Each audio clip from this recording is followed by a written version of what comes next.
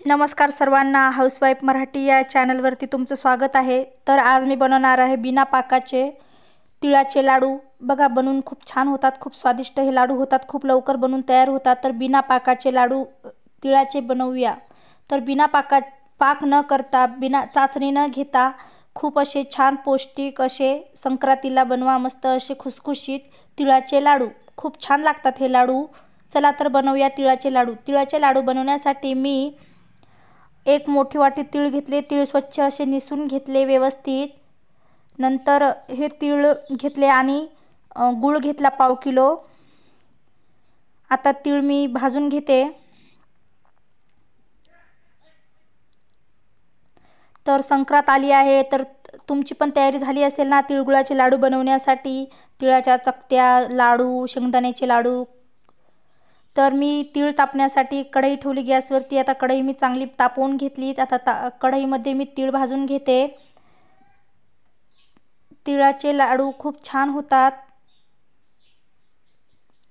मस्त असे तीळ मी व्यवस्थित 2 मिनिटं असे भाजून घेते। तीळ असे खुसखुशीत भाजायचे, स्लो गॅसवरती भाजून घ्यायचे। तीळ खमंग भाजले की लाडू पण खूप छान होतात। तर संक्रांतीला तिळाचा खूप मान असतो। तर तिळगुळ घ्या, गोड गोड बोला। तर संक्रांतीला तिळाचा खूप मान असतो आमच्या इकडे। तर तिळगुळा कोणी कोणी तिळाची टिकली लावतात संक्रांतीच्या दिवशी।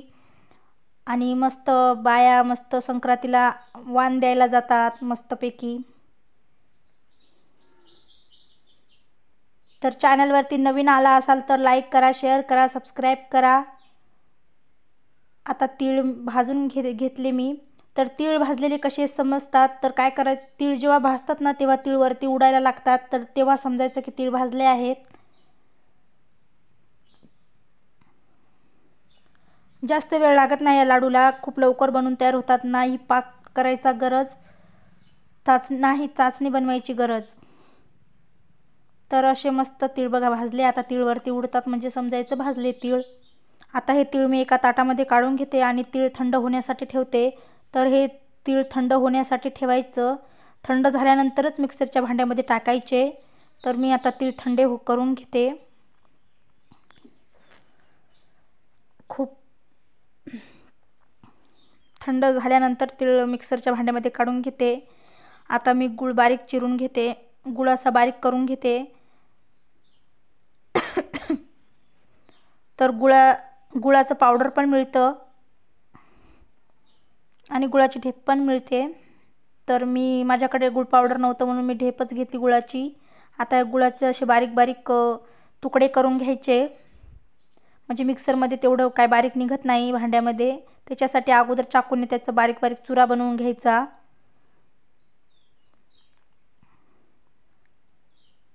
असा बघा मी सर्व चुरा बनवून घेतला। आता तीळ पण थंड झाले आहेत। आता मिक्सरच्या भांड्यामध्ये मी तीळ टाकून घेते। आता मिक्सरच्या भांड्यामध्ये मी नंतर गूळ टाकून घेते। गुळाचं प्रमाण जास्त ठेवा म्हणजे लाडू सहज वळता येतील।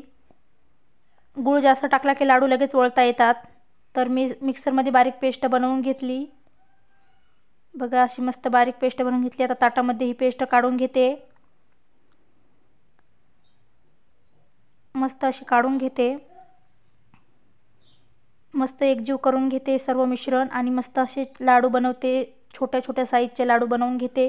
तुम्हाला जेवढ्या साईजचे वाटतात तसे तुम्ही त्यानुसार लाडू बनवून घ्या। मी सर्व लाडू छोट्या छोट्या आकाराचेच बनवून घेते। असे मस्त असे लाडू बनवून घ्या। बघा किती छान लाडू झाले आहेत। बघा किती मस्त असा लाडू तयार आहे। असे सर्व लाडू मी बनवून घेतले। चॅनलवरती नवीन आला असाल तर चॅनलला सबस्क्राईब करा, लाईक करा। असेच नवनवीन व्हिडिओ पाहण्यासाठी चॅनलवरती तुमचं स्वागत आहे। तर असे मी सर्व लाडू बनवून घेते। हे लाडू महिनाभर टिकतात। महिनाभर तुम्ही हे लाडू खा, पौष्टिक असतात। तर मी सर्व लाडू बनवून घेतले। तुम्हाला हा व्हिडिओ कसा वाटला ते कमेंट करून सांगा आणि माझा पूर्ण व्हिडिओ बघितल्याबद्दल धन्यवाद। या लाडू खायला, स्वस्त खा मस्त।